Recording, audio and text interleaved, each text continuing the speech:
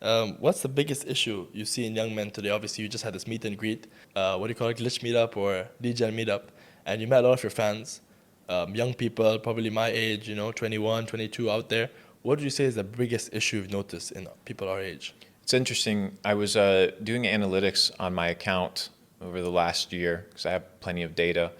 The average age right now that ranges for my content is anywhere from 26 to 38, which is a lot older than you would presume, which is closer to my age in our demographic. I think the biggest issue that I see is comparison.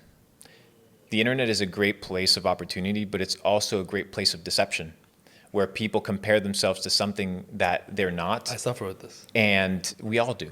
And they begin to compare themselves. And comparison is the killer of joy. It's the thief of joy because you're no longer present. You want to be what somebody else is. And you imagine an elusive reality of what somebody else is experiencing. And you think that that other person has all the answers, when in fact, they probably don't. Just because somebody lives in a lavish big home or drives a Bentley or has a phenomenal watch on their wrist doesn't mean they have life figured out. Maybe they have a couple assets, maybe they have money, but if money is all you have, then you don't have much.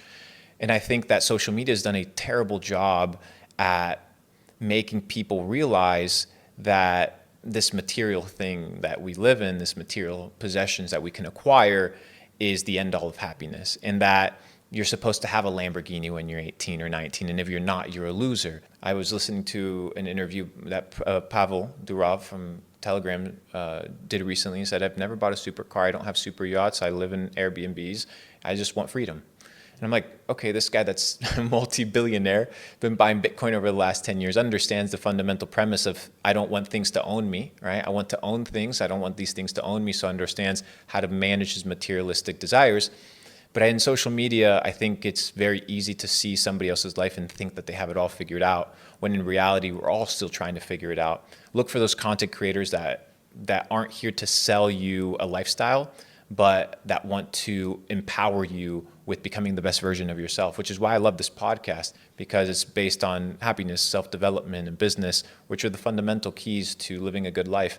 And you've had different aspects of entrepreneurs, and I had a plethora of people, and I think that it's very healthy to find those people that are real and authentic, because authenticity is the premise of a life well lived, because if you don't have authenticity, then you've lost yourself in the process. And I think that's the biggest issue that we face nowadays with men, the comparison that ultimately leads to the killing of joy.